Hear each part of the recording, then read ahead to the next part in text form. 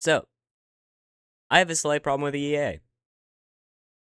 Now, I built this presentation. I was finishing it up, got done with it, and then I found this video.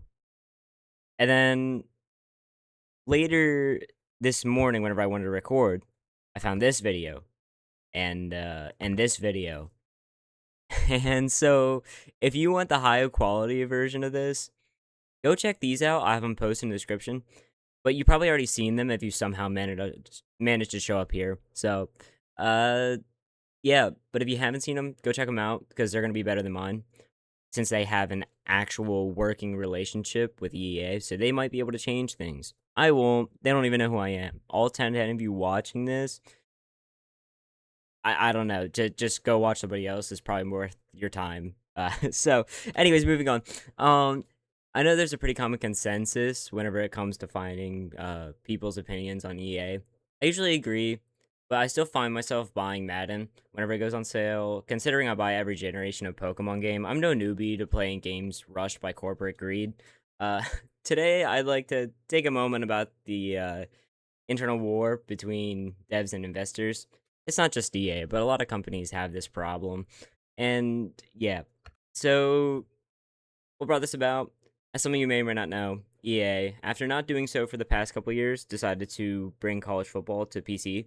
Um, 25 and 26 weren't on PC; they were console exclusives, and so I got really excited because I could finally play it. Um, like the games look fun. It was EA fun, but like it still looked fun. And so I was heavily considering buying the game, and I even went as far as using their team builder, which is actually really well polished this year. I will give them a shout out for that because that actually was pleasant to use.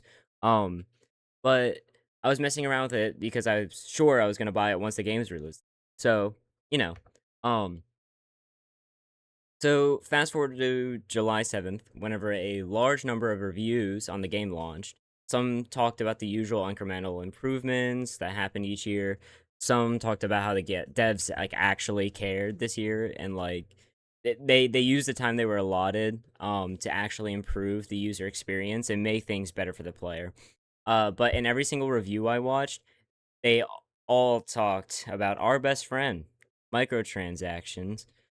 So whenever I say microtransactions, I'm not just talking about your regular MUT or cut pay to win. No, no, no, no, no, no. It gets so much worse. They decided to put microtransactions into offline single player modes. Pardon my French, but that is genuinely just fucked. Like, I remember back whenever you would play full price for a game, and that's the only purchase you made on the game. I mean, like even Pokemon has the kindness to not make you pay extra. Not even for their customization. You just pay for the game and you get the whole game. Is it rushed? Usually. Do you still get the whole game? Yeah. I mean, it's the whole game. You don't have to pay extra for like actual progression. Like that's so fucked. Like I don't know. But like if they wanted to add like more customization options locked behind a paywall, okay, maybe. I mean, it's still $70 for this game, so it's still not great that they're forcing you to pay more money for stuff. But like, I guess you don't have to. But if you want your character to like actually be good, you have to pay extra, which is just not right in any way. Um, so what went wrong?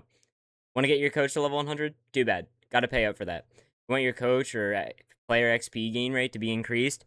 It's in the code, but they took it out to make you have to pay for it.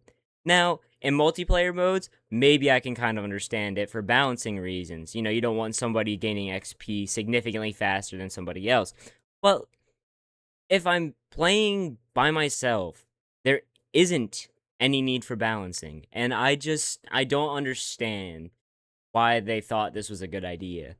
Um it makes me sad and mad because it makes me more upset whenever I think about the fact that the devs actually gave a shit about the work that they were doing.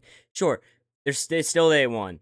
Game breaking bugs like every other EA game, but menus look good. There's an added sense of realism again. They haven't reworked the physics yet, but it looks, from what I hear and feels, like the best EA football game to date. Like the inclusions of NIL and better character customization and like Road to Glory position updates are cool. Like it looks really fun, but the fact that you're making me pay money in a single player mode is just not right. Like I just refuse to believe that the devs think that this was a good idea and now their hard work is getting ruined by corporate. Like I don't know. That just doesn't do it for me. Um from my outside perspective, it feels as though there's an internal war. Uh, because the people at the top of their chain just want to sit back and watch the money roll in. And I can tell how much love was put into College Football 27 by the devs, and it breaks my heart to see that all their hard work is overshadowed by the corporate greed in the company, causing their really good product for EA to kind of just fall flat because they lied to their content creators. Their content creators, in turn, are now mad at EA. And so, low key, they're getting what they deserve. But the problem is that the devs are probably gonna get the backlash, even though it's not their fault. And my final take on this is I honestly was sure I was going to buy the game this year.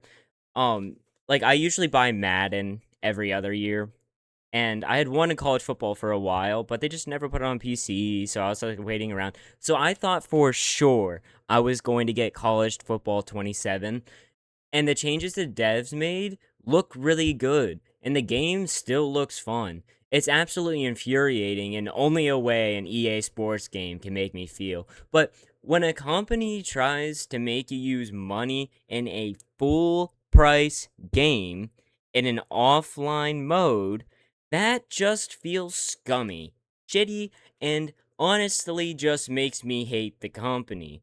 I am still gonna buy it, probably not unless it goes on sale or they get rid of the microtransactions, which, based on the fact that so many of their creators are flaming them, I bet they will. But, they probably won't. So, alright, wrapping it up. Honestly, only way to make a company change is to boycott and stop buying the product, but ultimately, not enough people are going to refrain from buying it to make an actual difference. Even if people complain, they'll address it, but it's a long shot because when you let business people run a gaming company, the player's best interest will never be in their mind. So, my final words: EA, fuck you and your microtransactions. Anyways, hope you have a good day. Thanks for watching. You should probably check out the other videos because they're better than mine. Um, Congratulations to the 10 people that may have gotten this far. I appreciate you. Anyways, I wish you the best of luck, and yeah, have a good one.